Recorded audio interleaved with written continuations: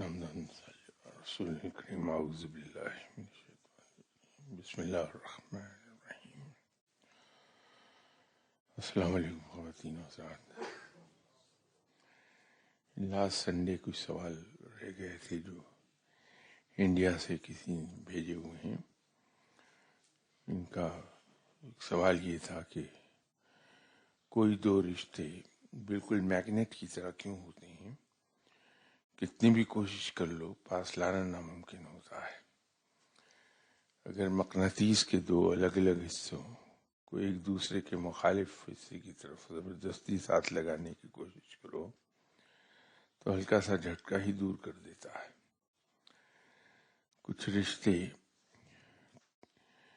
کن وجوہات سے ایسے ہوتے ہیں؟ کیا اللہ کی رضا کے لیے کی گئی محنت بھی ایک دم ضائع ہو جاتی ہے رشتے جوڑنے میں؟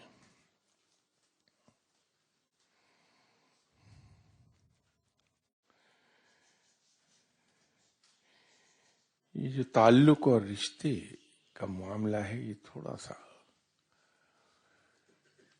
ڈیلیکیٹ ہے.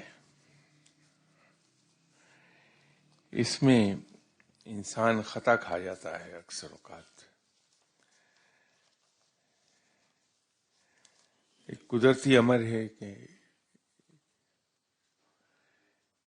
انسان دوسرے کے رویوں پر نظر رکھتا ہے، خود اپنی ذات پر نظر نہیں ہوتی انسان کی.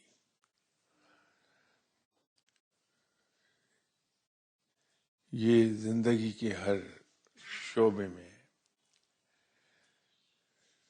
یہی ایک فیکٹر ہمارے لیے دھوکے کا سبب بنتا ہے. وہ لوگ جن کی ذہنی تربیت پازیٹیو لائنز پہ ہو جاتی ہے،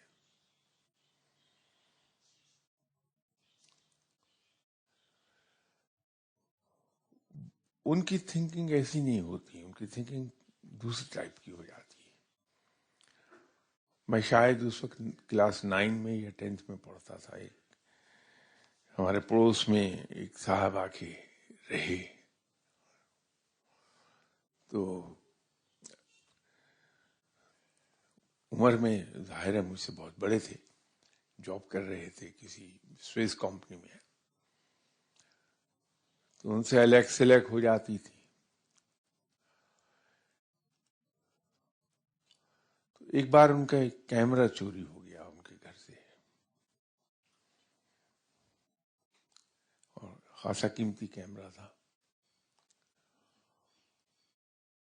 تو میں نے انہیں اس مقام پر دیکھا کہ وہ اپنے ایک ساتھی کے ساتھ بات کر رہے تھے. پتہ چل گیا کس نے وہ کیمرہ اٹھایا ہے. ان کے اپنے دوستوں میں سے ایک صاحب تھے. اب وہ اپنے دوست سے بات کر رہے تھے کہ اس کا کوئی قصور نہیں ہے، جس نے کیمرہ میرا اٹھایا ہے اس کا کوئی قصور نہیں ہے. اس نے وہی کچھ کیا جو اسے کرنا چاہیے تھا. یہ فالٹ میرا ہے کہ میں نے ایک غلط آدمی کو اپنے قریب کیا. تو جب قصور میرا ہے تو اس کی قیمت مجھے ادا کرنا چاہیے. یہ بات اس وقت کی ہے جب میں کہیں 9th میں 10th میں تھا. تو بات اس وقت تو شاید اتنی گہرائی سے سمجھ نہیں آئی، لیکن وقت کے ساتھ ساتھ یہ بات سمجھ میں آنے لگی کہ اگر انسان کی ذہنی تربیت ان لائنز پر ہو جائے کہ کسی دوسرے کو الزام دینے سے پہلے وہ اپنی ذات کو ایگزامن کر لے،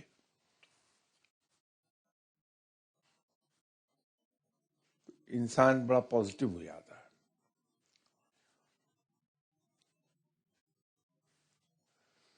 اسی طرح ہمیں شکایت ہوتی ہے کہ سب میں بہت اچھا ہسبینڈ ہوں،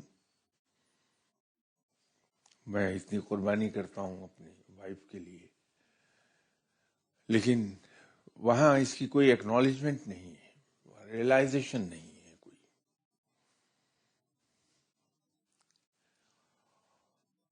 اب اگر کوئی میرا سنسیئر دوست ہے میرے ارد گرد تو فوری طور پر مجھ سے کہے گا کہ بالکل درست ہے جو آپ کہہ رہے ہیں، لیکن اس کا ایک اور پہلو بھی ہے، اور وہ پہلو یہ ہے کہ آپ کی بیگم صاحبہ کا نقطہ نظر اس میں کیا ہے، اس کو بھی آپ دیکھ لیں. تو اگر میں نے حوصلہ کر لیا اور بڑے تحمل بردباری کے ساتھ اپنی وائف کا نقطہ نظر سنا، تو پتہ ہی چلے گا کہ وہاں تو مجھ سے 4 گنا زیادہ شکایات موجود ہیں اور وہ جینون ہیں. ہم میں سے اکثر ایک شکایت ہو جاتی ہے کہ یا تو شوہر یہ کہتا ہے کہ میری وائف شادی کے 6 سال کے بعد کہہ رہی میں آج تمہارے ساتھ نہیں رہ سکتی، یا بیوی شکایت کرتی نظر آئے گی کہ میرا ہسبینڈ کسی اور عورت میں انٹرسٹڈ ہو گیا. اگر ان دونوں کو ایک سوال پوچھ لیا جائے کہ صاحب جب آپ کی شادی ہوئی تھی اس کے بعد سے لے کے اب تک جب آپ کو شکایت پیدا ہوئی ہے، کیا آپ کی وائف ایسی ہی تھی جیسی اب وہ ہیں؟ تو انویریبلی ہر کیس میں ایک جواب سننے کو ملے گا کہ نہیں پہلے تو بہت اچھی ہوتی تھیں، اب 2-4-6 مہینے سے ہی ان کو کچھ ہو گیا. تو اگر تو کوئی کسی صحیح آدمی کے پاس وہ گئے ہوئے ہیں تو وہ فوری طور پر ان سے کہیں گے کہ صاحب پھر میرا ایک مشورہ ہوگا کہ جب وہ اچھی تھی تو ذرا دیکھیے کہ آپ کا رویہ کیا تھا، آپ کا سلوک کیسا تھا ان سے. اور اگر وہ وائف ہیں تو ان سے آدمی کہہ دے کہ یہ ہسبینڈ جو اتنا فیتھفل رہا آپ کا اتنا عرصہ، تو ذرا اپنے آپ کو دیکھ لیجئے کہیں آپ میں تبدیلی تو نہیں آ گئی کوئی. تو ہوتا یہ ہے کہ اگر یہ کہہ دیا جائے اور آپ کی بات مان لے کوئی تو عام طور پر تعلقات درست ہو جاتے ہیں. تو یہ جو سوال میں کہا کہ صاحب وہ کچھ رشتے ایسے ہوتے ہیں جو مقناطیس کے سملر پولز کی طرح ایک دوسرے سے دور ہٹتے ہیں. یہ شکایت ہمیں کبھی بھی پیدا نہ ہو اگر ہم یہ دیکھیں کہ دوسرے کو جہاں شکایت پیدا ہونے لگی ہے وہ ہمارے کس رویے سے ہے، اور اس کو اگر ہم درست کر لیں تو یہ رشتے پھر میگنیٹ کے سملر پول کی طرح نہیں ہوتے بلکہ میگنیٹ کے اپوزٹ پول کی طرح ایک دوسرے کو کے لیے کشش رکھتے ہیں. ضرورت صرف ایک اس بات کی ہے جہاں کوئی گڑبڑ ہوتی ہے اس کے لیے دوسرے کو ہم الزام دینے کے بجائے اپنے آپ کو ایگزامن کر لیں کہ ہم سے کہیں کوتاہی تو نہیں ہو رہی، کوئی غلطی تو نہیں ہو رہی. آدمی عام طور پر ٹھیک کر لیتا ہے معاملات کو. اور جہاں تک رب تعالیٰ کا آپ نے کہا کہ رب تعالیٰ کی رضا کے لیے کی گئی محنت ایک دم ضائع ہو جاتی ہے رشتے جوڑنے میں،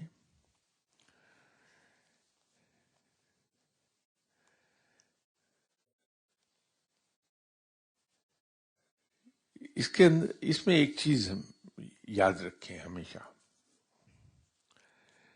کہ اگر ہم کوئی کام اللہ کی رضا کے لیے کر رہے ہیں کہ رب ہم سے راضی ہو جائے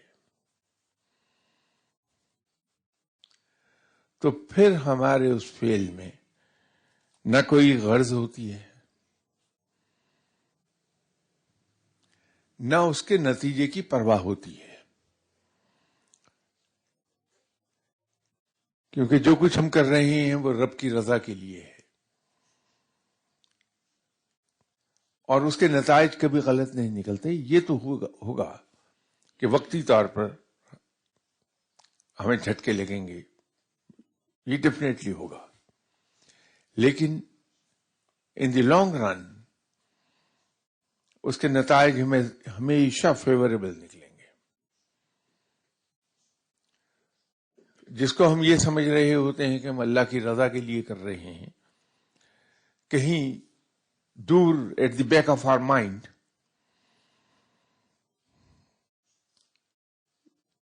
ایک یہ کہیں دبی ہوئی خواہش جو بظاہر دبی ہوئی ہے وہ موجود ہوتی ہے کہ دوسرا آدمی جس کو ہم یہ فیور کر رہے ہیں اللہ کی رضا کے لیے، وہ ہمارا گریٹفل ہو.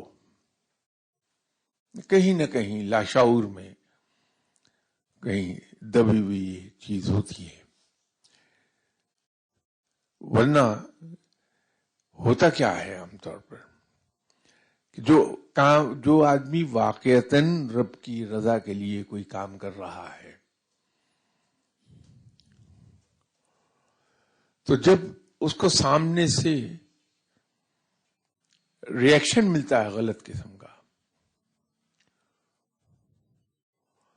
تو آدمی اپنے آپ کو خود ہی سمجھاتا ہے کہ میں نے کون سا اس کو خوش کرنے کو کیا تھا، یا میں نے کون سا کسی بدلے کی خواہش میں سب کیا تھا. میں نے تو رب کے لیے کیا تھا، میرا اجر تو میرے رب کے پاس ہے. دکھ ہوتا ہی نہیں انسان کو.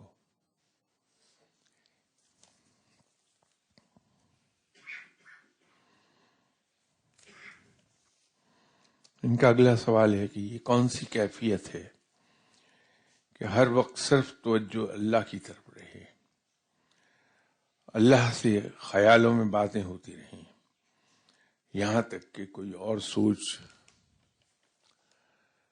دماغ میں آنا بھی شرک لگے، اور لگے کہ اللہ تعالی ناراض نہ ہو جائے. یہ کیفیت کون سی ہے؟ کیا ایسی کیفیت میں اپنے مرشد کی طرف توجہ کر سکتے ہیں، یا بس اللہ ہی سے باتیں کرتے رہیں؟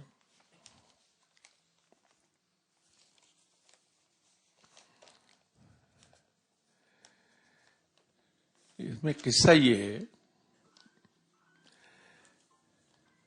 کہ اگر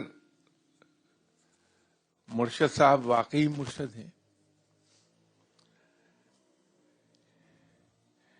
کیونکہ مرشد کا مقام انسان کو بڑی محنت کے بعد ملتا ہے، اور جب کوئی بھی شخص مرشد کے مقام تک جا پہنچے کہ وہ کوالیفائی کر رہا ہو کہ اسے مرشد کہا جائے، تو وہ شخص ایسا ہوگا جو آپ کو رب کی طرف دھکیلے گا، اپنی ذات سے ہٹا کے رب کی طرف لے جائے گا.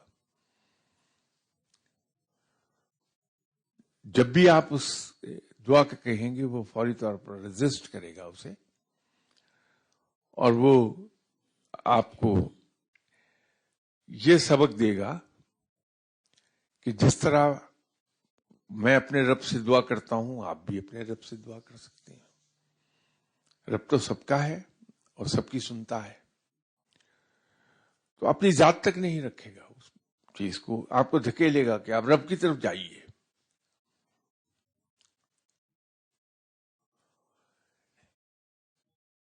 تو اگر انسان اس مقام پر جا پہنچا ہے کہ رب تعالیٰ کا خیال ہی اس کے ذہن میں جمع رہتا ہے، رب تعالیٰ کے ساتھ ہی وہ گفتگو کرتا رہتا ہے، اور رب تعالیٰ ہی کے بارے میں وہ سوچتا رہتا ہے، تو سمجھ لیجئے کہ آپ کے مرشد بڑے کامل آدمی ہیں، اور انہوں نے آپ کو رب تعالیٰ کی طرف لگا دیا ہے.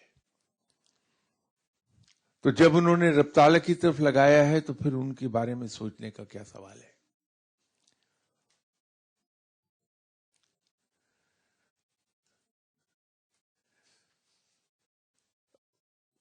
آپ نے کیفیت کا پوچھا ہے کہ وہ کون سی کیفیت ہے؟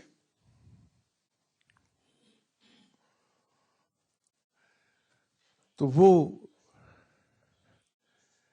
کیفیت ہے رب تعالیٰ کی شکر گزاری کی،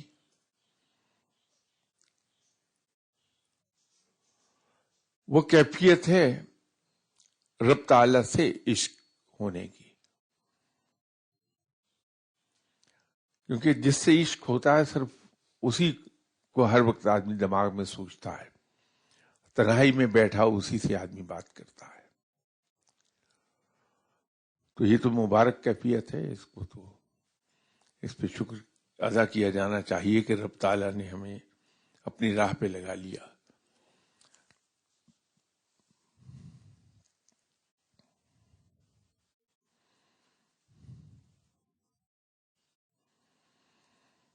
ان کا ایک اور سوال یہ ہے کہ میری والدہ بہت زیادہ عبادت گزار ہیں لیکن ہمیشہ بیمار رہتی ہیں، عجیب عجیب سی بیماریاں ہوتی رہتی ہیں ان کو، ایسا کیوں ہے؟ کیا حل ہے اس کا؟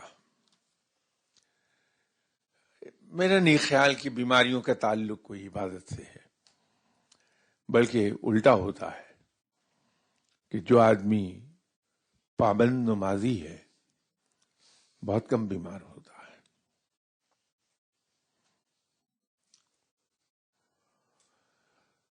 یہ جو عجیب عجیب بیماریاں ہیں اس کی صرف ایک وجہ ہے آپ کی والدہ کے ساتھ، ان کی فزیکل ایکٹیویٹی بالکل زیرو ہو گئی ہے.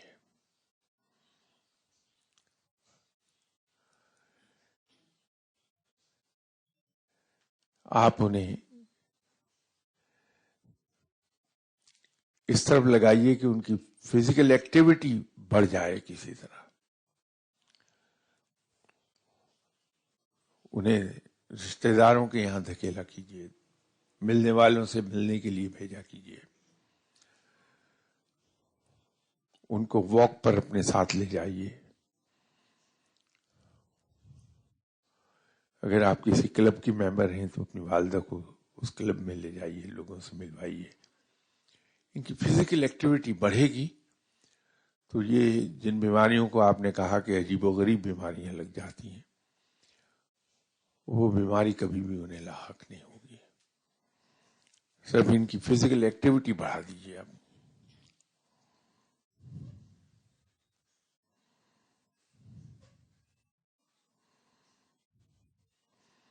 یہ اگلا سوال ہے، اس کے اوپر انہوں نے لکھ دیا پرسنل، اس لیے اسے میں نہیں پڑھ رہا.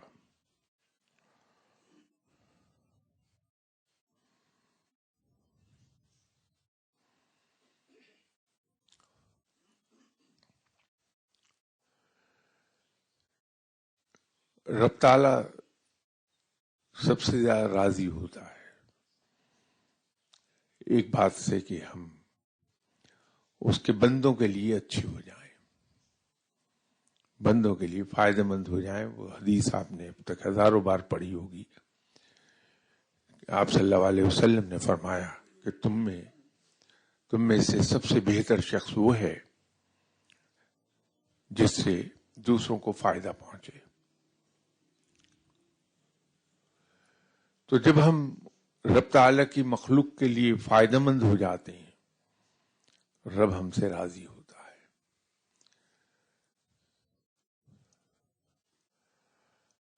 اچھائی میں اگر ہم اور کچھ نہیں کر سکتے تو ایٹ لیسٹ ہم چہرے پر ایک مسکراہٹ تو اپنے رکھ سکتے ہیں، ہر وقت مسکراتا ہوا چہرہ کہ دیکھ کے لوگ ویسے ہی خوش ہو جائیں.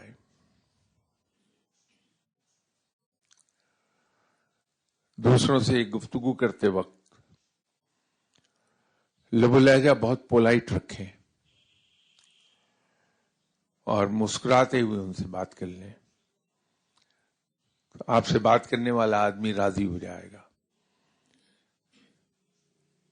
ایک حدیث کہیں میں نے بہت بچپن میں پڑھی تھی، جب کہیں میں 5ویں 6ٹھی کلاس میں تھا. اس کے الفاظ مختلف ہیں، میں صرف مفہوم بیان کر رہا ہوں کہ اگر کسی نے یہ جاننا ہو کہ رب اس سے راضی ہو گیا تو یہ دیکھ لے کہ خلق خدا اس سے راضی ہے. مفہوم ہے، صرف الفاظ مختلف ہوں گے. کہیں میں نے جب میں کلاس 6 یا کلاس 7 میں پڑھتا تھا اس وقت یہ حدیث پڑھی تھی، تو وہ الفاظ ایگزیکٹ میں یاد نہیں ہے، لیکن مفہوم اس کا یہ تھا. تو اس کو ہم یاد رکھیں. نہیں ہمارے وسائل اجازت دیتے تو اتنا تو ہم کر ہی لیں گے، اس پر تو کوئی خرچ نہیں ہوگا. ایک بار میں یورپ میں تھا تو وہاں مجھے کسی کام کے سلسلے میں، سرکاری کام کے سلسلے میں اپنی تصویر کھنچوانا تھی. تو میں فوٹوگرافر کی شاپ پر گیا تو اس سے جا کے میں نے کہا کہ مجھے تصویر کھنچوانا ہے. تو فوٹوگرافر جو تھیں وہ مجھے پکڑ کے لے گئی اسٹوڈیو کے اندر اور لے جا کے بٹھا دیا. اب وہ کیمرے کے اندر سے مجھے دیکھا کہ کیسا لگ رہا ہوں گا، میرا پوز کیا ہے. تو چہرہ نیچے کرو، دائیں کو کرو، بائیں کو کرو، اوپر کرو، وہ تو ہو گیا سب. تو اس میں سے اس نے مجھے غور سے دیکھا تو وہ وہیں سے بولی، مسٹر شاہ پلیز اسمائل. وہ شاہ صاحب اپنی طرف سے بڑے مسکرا دیے. وہ پھر بیچاری وہیں سے بولی کیمرے کے پیچھے سے، مسٹر شاہ پلیز اسمائل. اور میں نے کہا وہ بیوی میں کتنا اور مسکراؤں. اور جو میں منہ کھول سکتا تھا کھول دیا. وہ آئی چل کے میرے پاس، مجھے کہنے لگی mister Shah believe me this smile won't cost you anything, please smile. تو بات یہ ہے کہ یہ جو مسکراہٹ ہے اس پر واقعی کوئی خرچ نہیں ہوتا، انلیس کہ وہ رب تعالیٰ نے چہرہ ہی ایسا بنا دیا ہو جو بہت غسیلا نظر آتا ہو. تو آپ مسکرا دیجئے، رب راضی ہو جائے گا کہ اس کی مخلوق خوش ہوگی.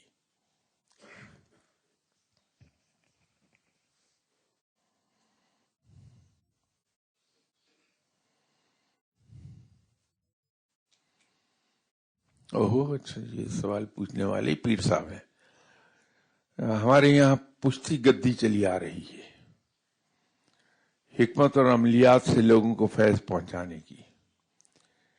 خود بخود دل ہو رہا ہے کہ یہ گدی میں سنبھال لوں، عملیات کے بجائے سنتوں والے عمل بتا کر اور حکمت کے ذریعے خدمت ہو. کیا میری اس گدی کو سنبھالنے میں خیر و عافیت ہے؟ اگر ہے تو کامیابی کی دعا بھی کر دیجیے. یا یہی اپنے شہر سے ہی حکمت سے خدمت کا کام کیا جائے. مجھ کو کچھ بیماریوں کے علاج کے لیے آپ سے بھی ہیلپ لینی پڑے گی، کیا اس میں اللہ کی رضا ہے؟ دیکھیے اللہ کی رضا کے بارے میں تو اللہ ہی جانتا ہے. گدی ضرور سنبھال لیجئے کہ لوگوں کو عملیات اور تعویذات کے چکر سے نکالیں آپ، اور بڑی حکمت کے ساتھ لوگوں کو رب اور اس کے رسول صلی اللہ علیہ وسلم کی راہ پر لگا دیں.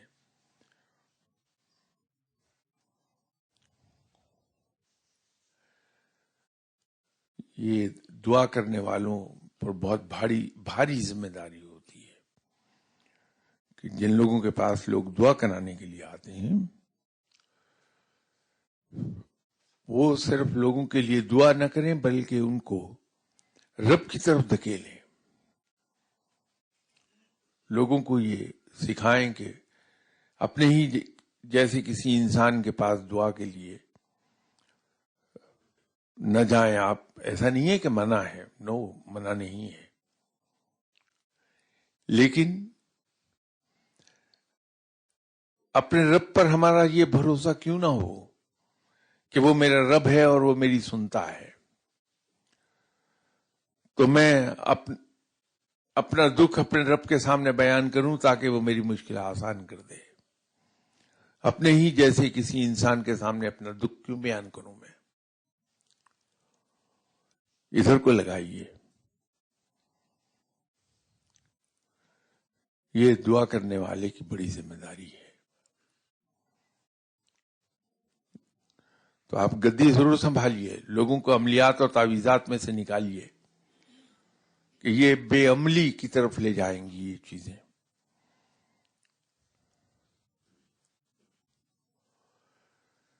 ہم تو پہلے ہی پانی کا اگر ایک گلاس پینا ہے تو میں پہلے پیر صاحب کے پاس جاتا ہوں، دعا کراتا ہوں کہ میں پانی پینے لگا ہوں، دعا فرما دیجئے کہ پانی میرے حلق سے نیچے اتر جائے. صبح آفس کے لیے تیار ہوتے ہوئے مجھے اپنی شرٹ کے بٹن بند کرنے ہوتے ہیں، تو میں پہلے اپنے پیر صاحب کے پاس جاتا ہوں دعا کرانے کے میں بٹن آسانی سے بند کر لوں. تو وہ جو 1.5 منٹ کا میرا پروسیس ہے بٹن بند کرنے کا، اس پر 2 گھنٹے میرے لگتے ہیں پیر صاحب کی خدمت میں حاضر ہو کے دعا کرا کے واپس آنے میں. تو ہم تو پہلے ہی ادھر کو چلے گئے مسلمان بے عملی کی طرف. تو ضرورت اسی بات کی ہے کہ اس گدی پر بیٹھیے اور جو لوگ آتے ہیں ان کو آپ ہٹائیے عملیات اور تعویذات سے، ان کو اس طرف سے بھی ہٹائیے کہ پیروں کے جا کے پاؤں چھوئے جائیں، ان کو چوما جائے اور ان سے پھر درخواست کی جائے کہ دعا کر دیں. تو ان کو یقین دلائیے کہ یہ رب اتنا ہی آپ کا ہے جتنا میرا ہے. وہ رب ایسا رب ہے، ایسا مہربان رب ہے کہ وہ سب کی سنتا ہے. اس کے سامنے گڑ گڑائیے، وہ ضرور سنے گا آپ کی.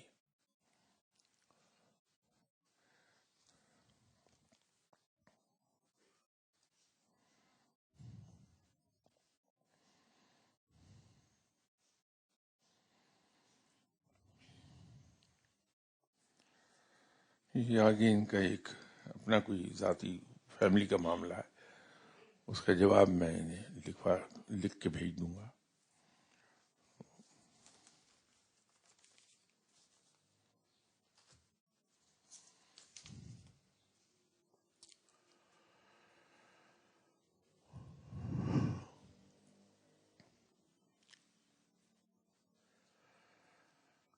یہ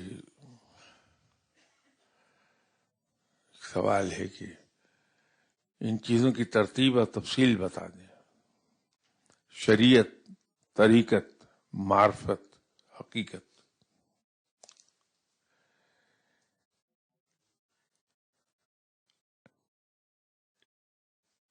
یہ 4 چیزیں نہیں ہیں.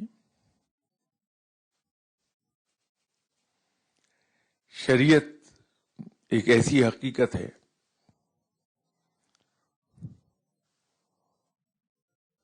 جو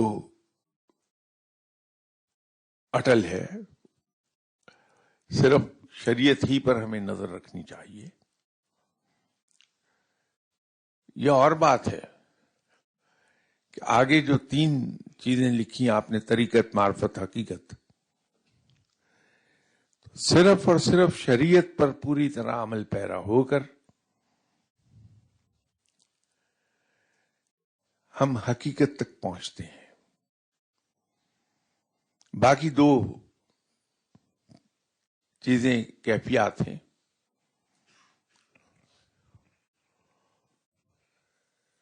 ان کیفیات کو اپنی سہولت کے لیے یہ نام دے دیا گیا.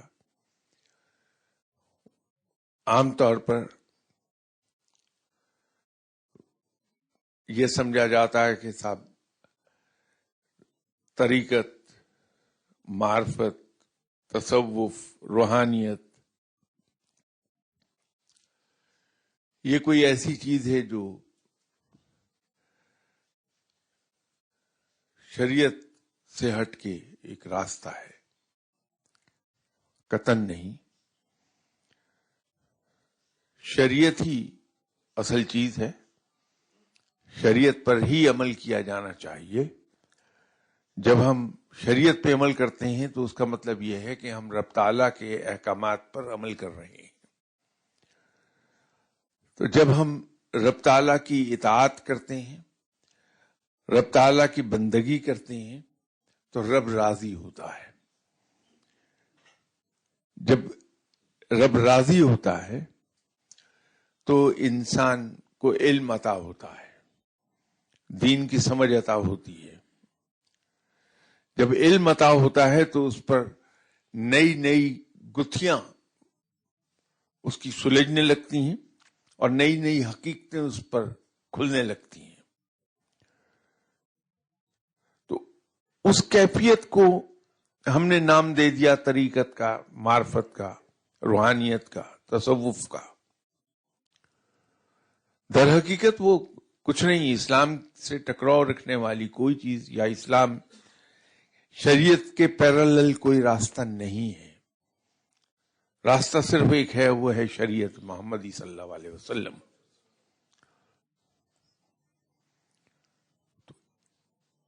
یہ چیز اپنے ذہن سے ہٹا دیجئے کہ یہ بھی کوئی راستے ہیں. صرف اور صرف شریعت پر عمل کیجئے، سنت پر عمل کیجئے کہ آپ صلی اللہ علیہ وسلم کی حیات طیبہ در حقیقت عملی قرآن ہے. اس لیے سنت پر زور دیتا ہوں کہ قرآن، اگر مجھے عربی نہیں آتی، میں سمجھ نہیں پاؤں گا قرآن کو گہرائی سے. ترجمہ تو سمجھ جاؤں گا، میں پڑھ لوں گا، لیکن اس کی گہرائیوں کو نہیں پہنچ پاؤں گا. تو پھر ایک آسان چیز میرے سامنے موجود ہے، اور وہ ہے آپ صلی اللہ علیہ وسلم کی حیات طیبہ، آپ کی سیرت. اگر میں اس کو فالو کر لوں تو میری وہ کمی کہ میں عربی سے واقف نہیں ہوں اور قرآن پاک کو گہرائیوں سے جان نہیں سکتا،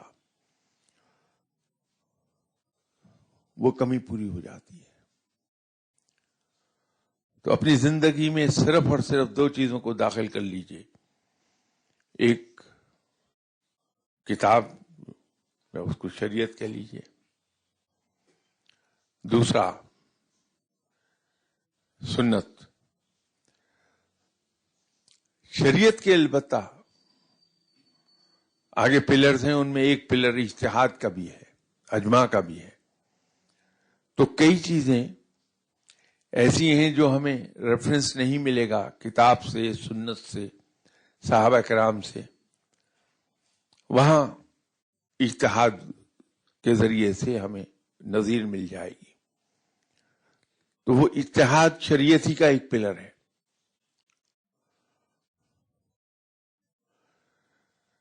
صرف اور صرف شریعت پہ نظر رکھیے، سنت پہ نظر رکھیے، اس کو فالو کیجئے. ان کیفیات سے از خود گزرنے لگیں گے آپ.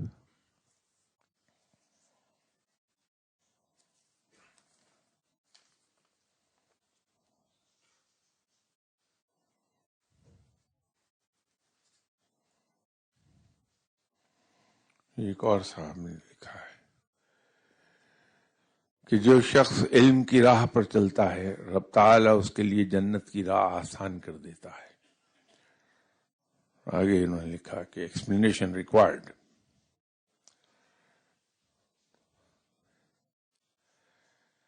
میں ابھی گفتگو کرتے کرتے ایک عرض کر رہا تھا کہ جب رب ہم سے راضی ہوتا ہے تو ہمیں دین کی سمجھ عطا فرما دیتا ہے، ہمیں علم عطا کر دیتا ہے،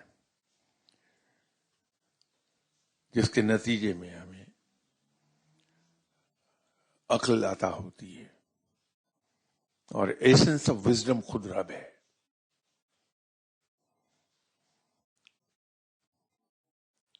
اگر اس کو ہم دیکھیں گے تو یہ باقاعدہ درجہ بدرجہ آگے بڑھتا ہوا آدمی دکھائی دے گا کہ بالآخر رب تک جا پہنچتا ہے.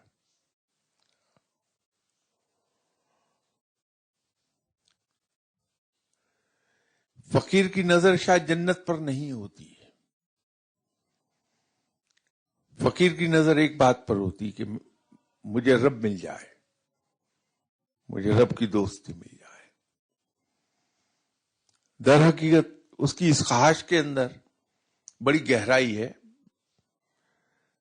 جس کو رب مل گیا، رب کی دوستی مل گئی، تو پوری کائنات اس کی ہے، ایک جنت ہی کیا۔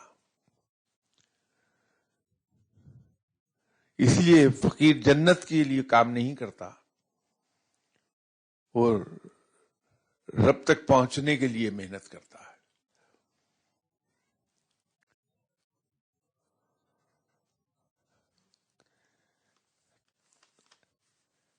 علم کی راہ پر بعد میں چلے گا، پہلے تو رب کی اطاعت، اس کی بندگی کرے تو اس کے نتیجے میں رب راضی ہوگا، اور پھر اسے علم عطا ہوگا۔ تو ہم اس کے لیے کوشش کریں کہ ہم رب کی اطاعت اور رب کی بندگی کر لیں، تاکہ راہیں آسان ہو جائیں ہمارے لیے۔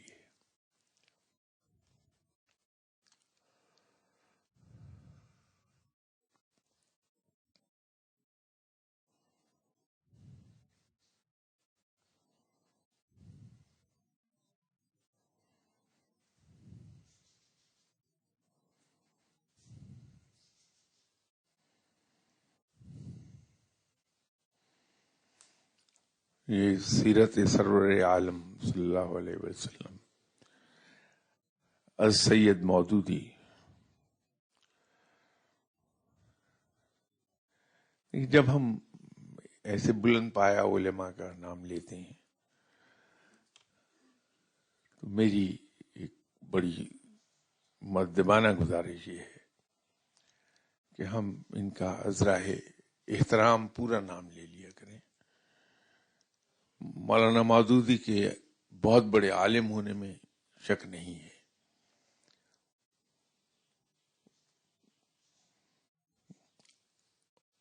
ان کے کچھ خیالات سے کہیں کہیں انسان کو شاید کوئی اختلاف ہو، لیکن اس کا مطلب یہ نہیں ہوتا کہ وہ عالم نہیں۔ بہت بڑے عالم تھے، انہوں نے اسلام کی بہت خدمت کی ہے۔ ان کا نام اگر ہم پورا لیں گے تو احترام ظاہر کر دے گا۔ اور ویسے بھی مسلمان کو تو تعلیم یہ ہے کہ اگر وہ غیر مسلم مذہبی پیشوا کا نام لے تو احترام سے لے گا نام، وہ مسلمان کی فطرت ہے۔ احترام ہم کریں کہ وہ ہم سے بہرحال بہتر لوگ تھے کہ اللہ نے انہیں علم سے نوازا تھا۔